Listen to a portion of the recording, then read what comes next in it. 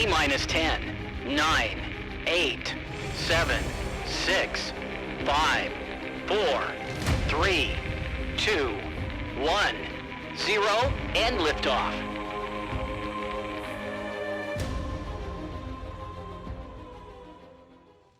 Welcome everyone to this episode of the Palmetto Guardian. I'm Sergeant Chelsea Weaver. And I'm Specialist Anna Grace Catoe. And today we have a very special guest with us. I'm going to let him introduce himself, and then we're just going to go into today's topic. Hello, my name is Staff Sgt. Delaney-Gesing. I'm currently a recruiter with the Lexington storefront, and I currently have assigned to me Chapin High School, Spring Hill High School, and then I collectively work the Center for Advanced Technical Studies in Chapin. Awesome. Well, thank you for taking the time out of your very busy schedule to come talk to us, because I know recruiters, like you guys, are always all over the place. One thing I want to mention is, if you haven't noticed, Sergeant Delaney, he did some voiceovers for some of our videos. So maybe you've heard his voice before. This is the face to the voice, but we're glad that you're here today. So basically, let's kind of just jump right in. Let's start very basic. What is the processing for recruiting? What are the requirements? Because, I mean, that's the only way that you can get in. Sure. I'm sure they've changed since we've all enlisted. So can you kind of just start there?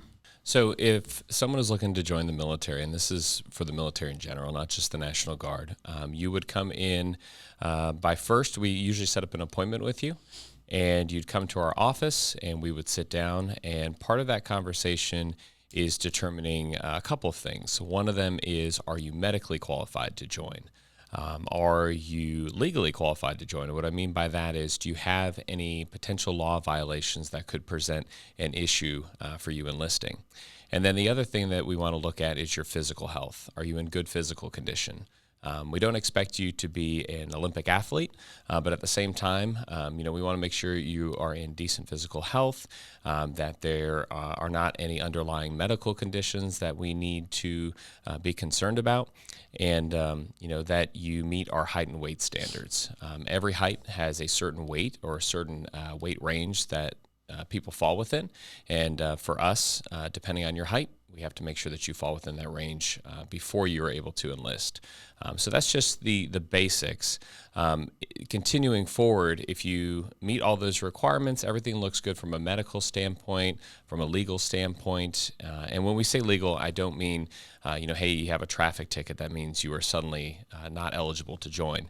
Traffic tickets are fine. We take a look at every situation from a legal perspective, and based on the severity of it and what it is that you were potentially charged with, we have a list that we can go through and determine if we are going to need a waiver for you or if you are fine to process. But that's why with the medical, the legal, anything that we bring up, it's important for the folks that we are trying to recruit to be honest with us, because the more honest you are with us, the easier the process will be, and it allows us as your recruiter to be able to advocate for you when it comes time for you to be able to go enlist. And so part of that process is, after we figure out everything from a medical, legal, and physical standpoint, the next thing we're going to do is determine how the National Guard can fit into your life. And I think that's important.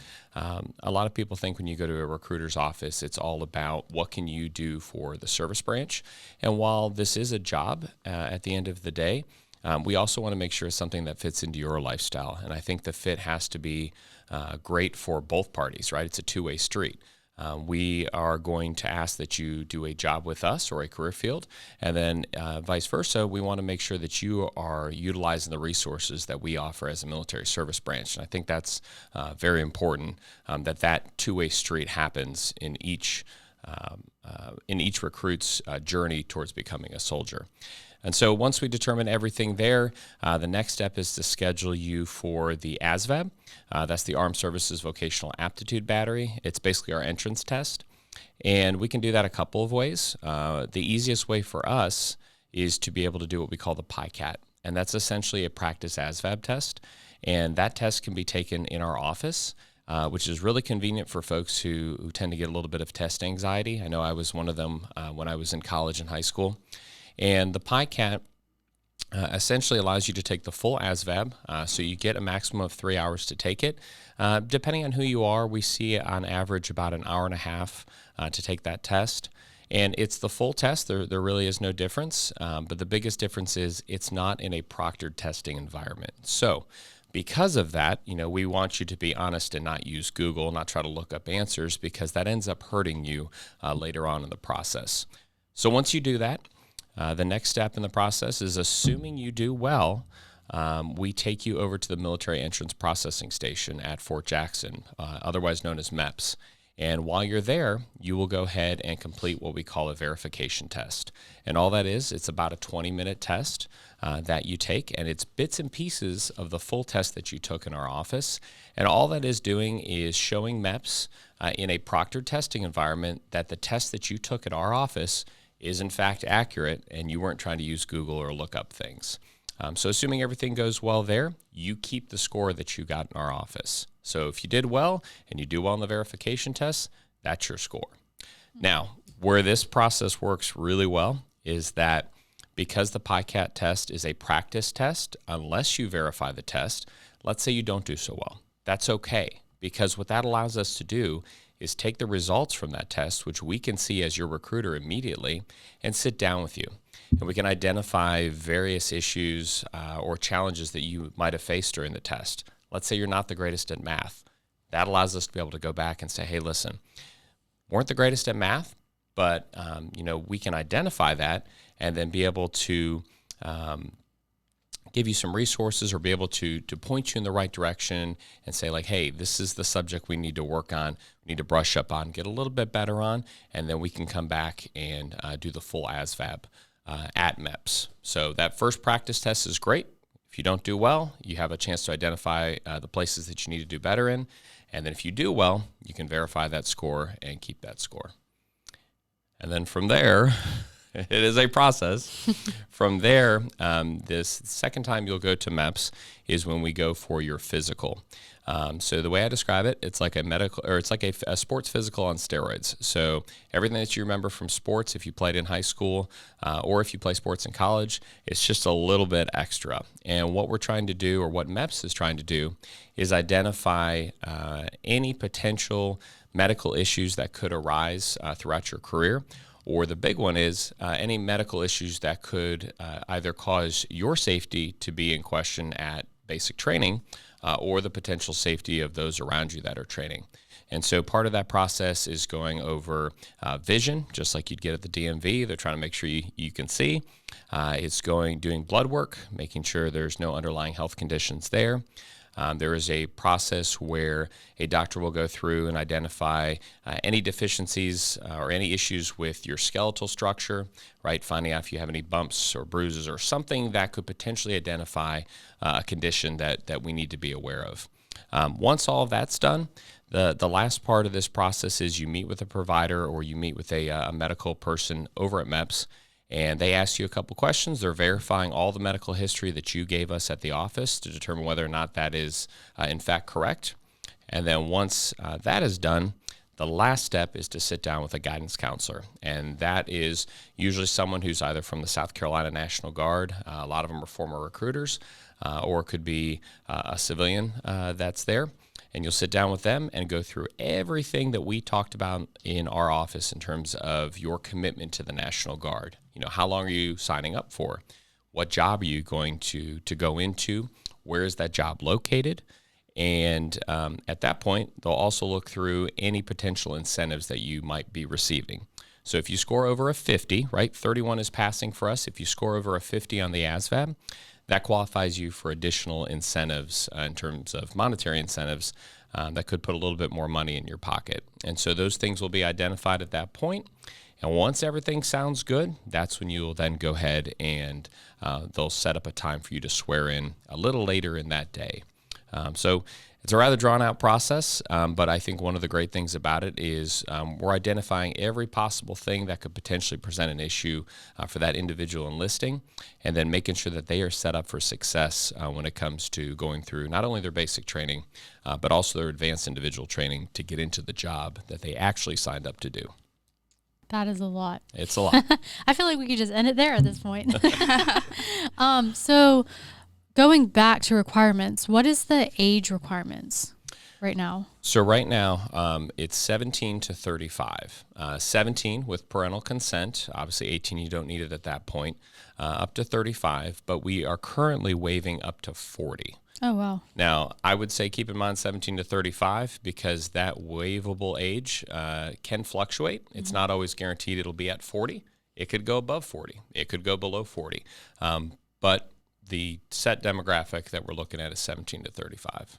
Now, is that based off of like prior service or like new recruits coming in who have never been in the service? Great question. So 17 to 35 is based off of someone who is non-prior service, has never served a day in their life, and is just coming in the door. If you're prior service, the nice part is you can come back a little later in life. So let's say you got in at 17 and you got out at 25, we'll say, and you decided when you turned 36, right? It's a little longer, but you decided when you turn 36 you want to come back in. You're not held to the 17 to 35 age requirements because you're a prior service person coming back in. So the rule with that is if you can retire with 20 years by the time you're 60, then you're fine as a prior service person coming back in. Huh, that's interesting. So then what's the reasoning for the waiver for the up to 40? So we are always looking for great candidates, and I think one of the things the military is great at is when we identify certain periods within what's going on right now in the world where we need some candidates in varying different positions. It's not unheard of to raise that age a little bit more because that does open the pool up for more qualified candidates potentially to come in.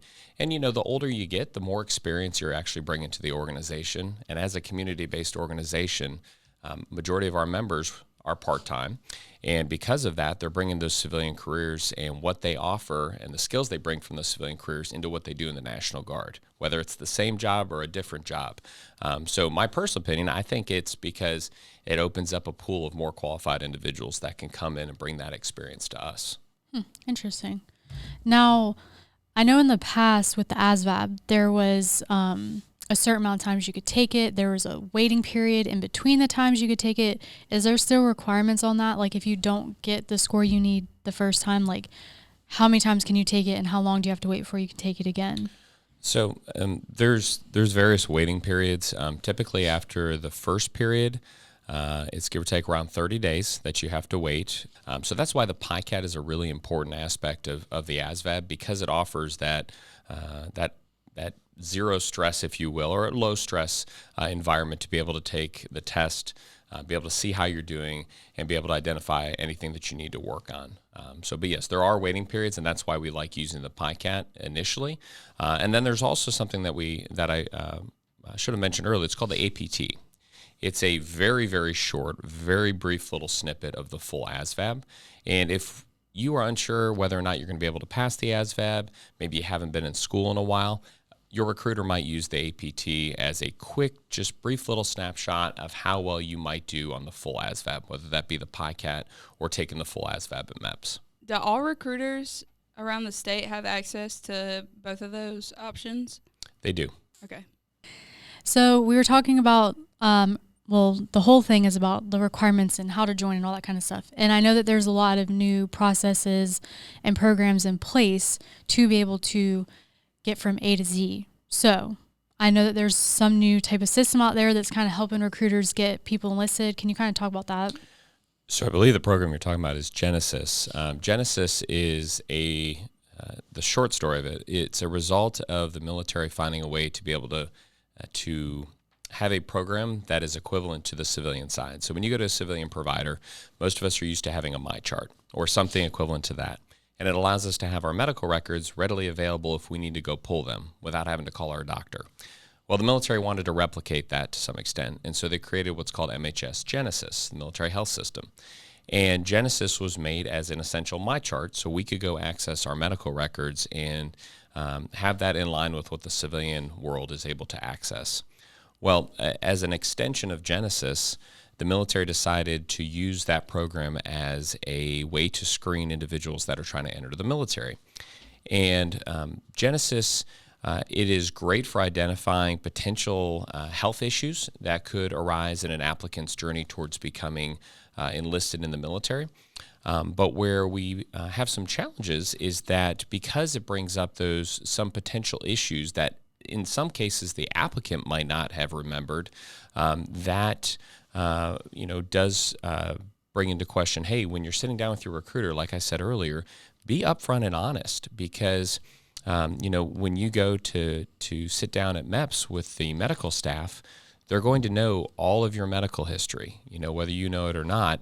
And so that's why if there are certain things that you know about in your past medically, that you would like to inform us about, it helps us as recruiters identify any potential waivers or what we call exceptions to policy that will or could potentially allow you to still enlist.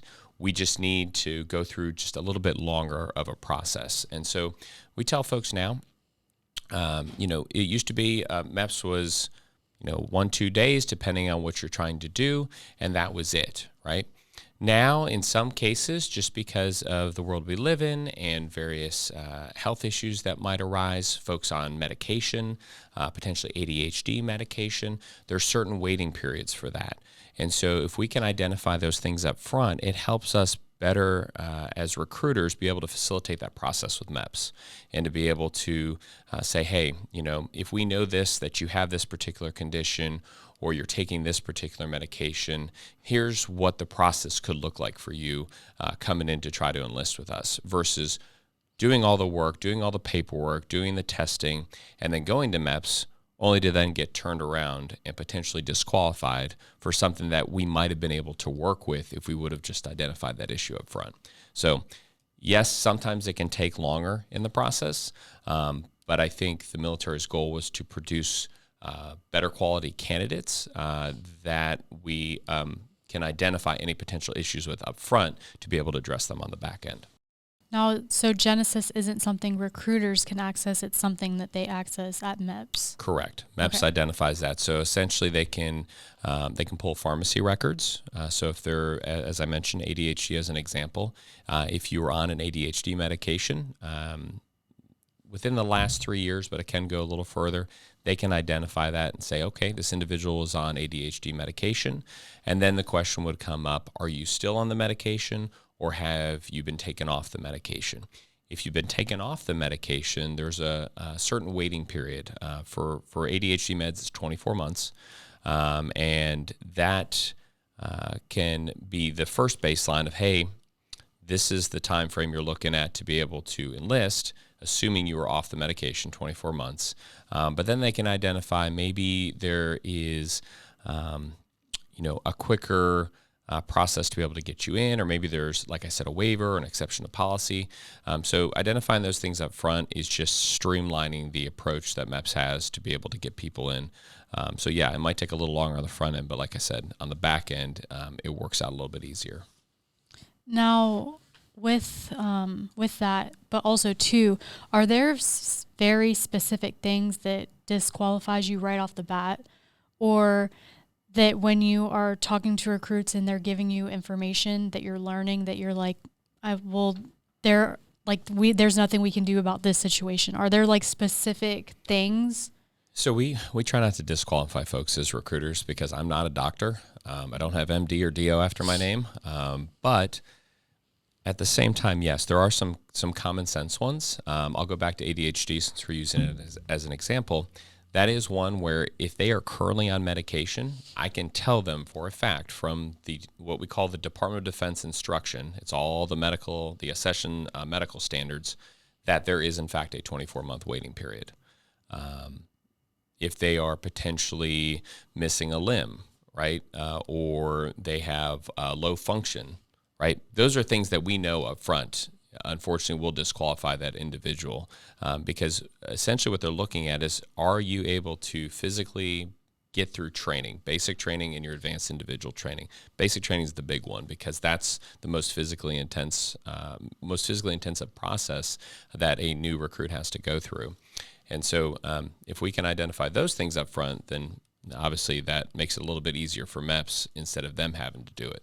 But in terms of certain things, maybe let's say behavioral health, whether there was someone was on anxiety medication, those are the things that we will do everything in our power to be able to present an honest case to MEPS of, hey, this is what the person's on. They've been upfront and honest with us. This is potentially why they were on this anxiety medication. And then as the medical providers at MEPS, they're the ones that ultimately determine whether or not that individual can enlist, or whether they might need a waiver to be able to enlist. So it honestly just depends on that particular medical instance or condition or whatever it may be. So we do our best not to disqualify people up front, but like you said, there are certain things that we know up front. Hey, it's going to be either a waiting period or that's not gonna fly, unfortunately. Now, I want to go back to the age thing before I forget. You can enlist at 17 with parental consent. Correct. What is some advice? What is the path to navigate with 17-year-olds who are wanting to enlist? The biggest thing with 17, 18, and honestly, I would say anyone in high school, is that you want to include the parents. As recruiters, having parents involved in the process, or guardians, whoever it may be, is incredibly important for that individual looking to enlist. And it's because it's not that they're the ones enlisting, it's that the parents and the guardians, that's their support system. That's the potential enlistee's support system. And because that's their support system, we want them to be as involved with the process as they can be. Because at the end of the day, when they go home, they're going home to their family. If they have a rough day or if they have a great day, that's the people they're going to go home and tell. So we bring them into the office as well, especially the high schoolers. And we make sure that they understand from a family perspective what their son or daughter is going to go through basic training and their advanced individual training, and then into their career. So we show them the roadmap. We actually have I have a document that I give to parents, and it actually has a roadmap on it, so you can see from the start to the finish, this is what you're looking at for the process. And then we want to make sure they're as involved with basic training, potential graduation, all that good stuff, because we want them to know that this is a family. Their son or daughter is joining the South Carolina Army National Guard as a family member. Even though they're not necessarily the ones serving, because they are that support group, in some ways they are serving as well, because if their son or daughter has to go somewhere on one of our missions, whether stateside or overseas, that's the people who are sending them the care packages. That's the folks who are sending them the letters to keep their morale up. So it's important, especially with high schoolers, that we involve family as much as possible. So another thing that I kind of want to dive into is RSP. So can you explain what that program is and how that benefits those who are coming in? RSP is the Recruit Sustainment Program. It is I can't say enough about it. It's a fantastic program that is specific to the National Guard. And essentially it's designed as a way to introduce that recently enlisted individual into military life. Coming from the civilian side, you might not be used to military time. You might not be used to hearing the phonetic alphabet, or hearing that A is Alpha or B is Bravo. You might not be used to saluting individuals. If you were in junior ROTC in high school, that might be something that you might have the general hang of. But depending on what service branch that junior ROTC was, you might not exactly know the Army way to do things. So the Recruit Sustainment Program, like I said, National Guard only program, where when you enlist, unlike our other service branches, our other components, whether it be the Army Reserve or the Active Army, who have what they call the Future Soldier Program, Recruit Sustainment Program, the moment you enlist, you are in the South Carolina Army National Guard. And because of that, that means you can start getting paid, and you can start earning time off of your commitment to us towards a retirement if you choose to stay for 20 years. So it's a fantastic way to be able to take high schoolers especially those who enlist in their junior year at 17, and be able to start paying them 1 weekend a month to come in what we call drill with us, or come to one of our units that we have. And your recruiters and some of our recruiting colleagues are the ones who are actually the staff for those drill periods. And so they come in and we go from being your recruiter to being your trainer and giving you some of the basic knowledge that you're going to need to succeed at basic training. So like I said, phonetic alphabet, military time, who to salute, when to salute, a lot of things that will set you apart from your active and reserve counterparts when you go to basic training, because we all go together as one big Army family. But this program is a great way to be able to get that next step up in terms of the knowledge that you're going to need to succeed. And one of the cool things about the program is that because you are around your peers, right? If there's something, let's say you're struggling on, that's a support network right there. And that's the biggest thing about the Guard, I think, that I convey to a lot of folks, is that you have a huge support network around you. There's roughly 10,000 soldiers here in the state, and about 7,000 of those are part-time.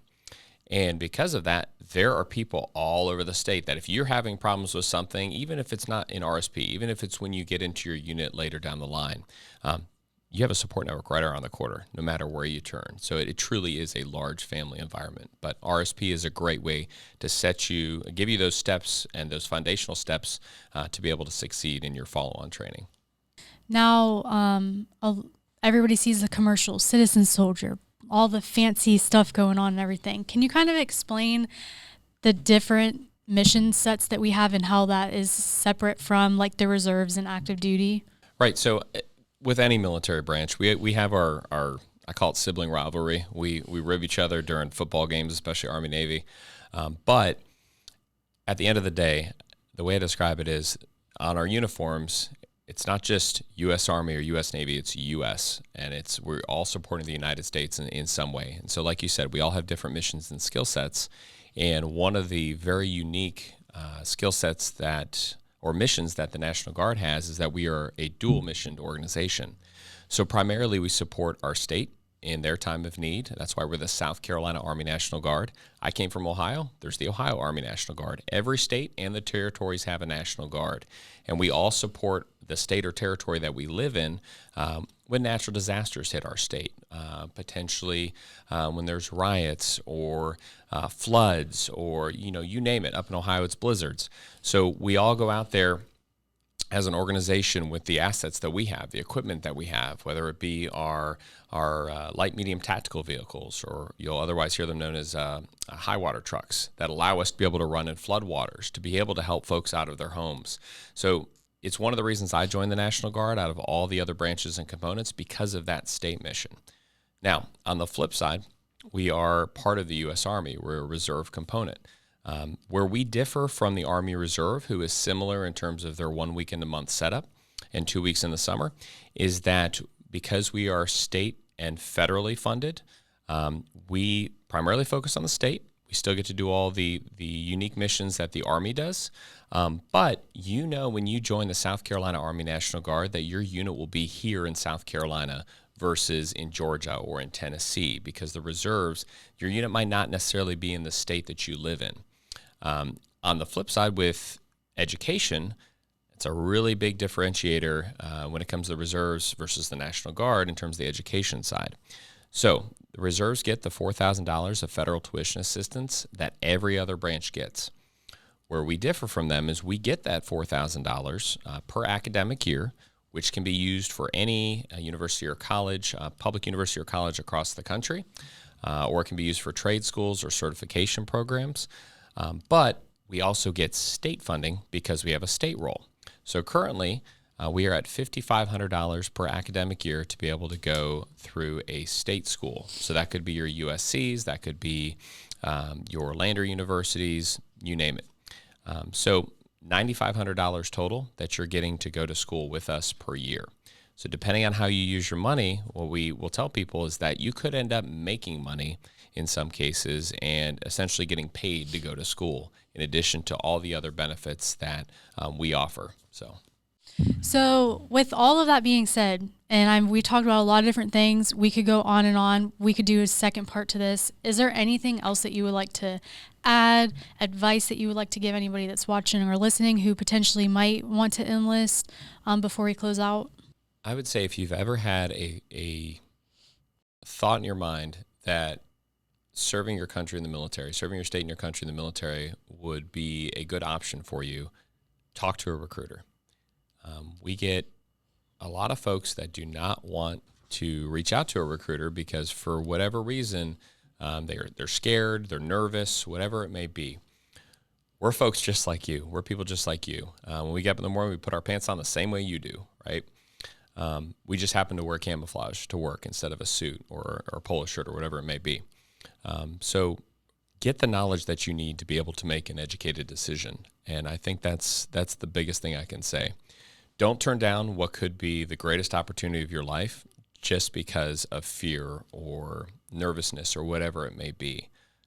Go investigate, go get yourself educated, gain that knowledge that you need to be able to make that informed decision. If the military is for you, okay, now you have the education and the knowledge that you need to be able to make that decision. If it ends up that this isn't for you, which I think a majority of the time it will be, then that's okay. But at least you've researched, at least you've made the attempt to see if this is an opportunity that's right for you. What I tell folks at the end of the day is that this whole process, this whole organization, we want to be able to fit into what you're doing in your life. As I said, a majority of us are part-time. Because of that, we have regular lives outside of here. We have full-time jobs. So we want to be able to fit into what you're doing, give you some additional skills, give you some additional resources that can help you out, not only in your civilian life, not only in your military life, but just in general, right? A lot of our jobs, regardless of what they are, you're going to get these intangible skills, these things that are going to be able to translate to the civilian world. Leadership skills, discipline, time management. I don't know an employer out there that wouldn't like a candidate that have those kind of skills. And so take what we have to offer, make yourself a better individual, a more capable individual, a more marketable individual, and go out and do great things in the world. And that's really what this organization is here to do. Give you those resources, have you be able to be an asset to help your state and community in our time of need and our country, and to be able to do good things for your life and your family's life moving forward. Well said. I couldn't have said it any better than that. But for those of you who are watching or listening, we will put all of his information in the show notes for you guys. Definitely check out, so Public Affairs, the South Carolina National Guard has our social media pages, right, but then the recruiting side has their pages that are separate. So we'll put that in there as well. That way that if anybody has any questions, they can click and go see what they're doing and posting and get more information, and find the recruiter that's closest to them. So, right. Yeah. If I may, nationalguard.com. If you scroll down to the bottom, there's a Find a Recruiter tab. You click on that, input your zip code, and it'll pull up the recruiter for your area so you can reach out to them. Awesome. That makes it super easy versus having to go call all the armories or find somebody off the street. Nope. All right. Well, thank you so much for taking the time out of your very busy day to come talk to us. I'm sure we'll have you come back at some point and kind of talk about a little bit or other things that are going on and some other programs and all that fun stuff. Maybe have another recruiter come with you, get their experience and stuff. Maybe even a recruit. That would be kind of cool to talk to them, see their experience. Because, I mean, for us old timers who have been in for so long, we forget how it started sometimes. But again, thank you for coming in. Thanks for having me. Absolutely. But if you guys like this video, make sure you give it a big thumbs up. If you haven't subscribed to our channel, make sure you hit the subscribe button, and we will catch you guys in the next episode.